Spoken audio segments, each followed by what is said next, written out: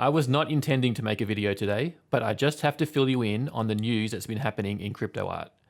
The people I'm going to talk about have been in the space for over a few months now, which actually makes them established artists, if you can believe that.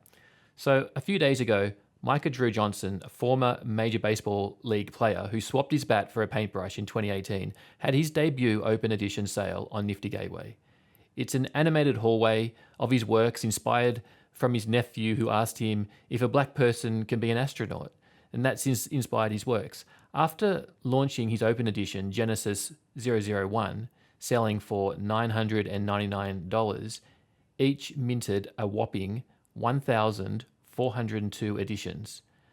So that's over $1.4 million, breaking records. And now, just today, Trevor Jones, one of the most established artists in crypto art, now coming from a more traditional art background, created a piece for his open edition release where if you collect one, you also go in the draw to win his one-of-one portrait of Conor McGregor.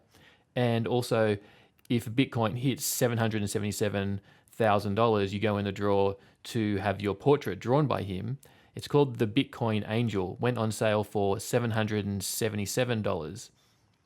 Each just passed the record for open editions, minting 4,157. So that's over $3.2 million for that release alone.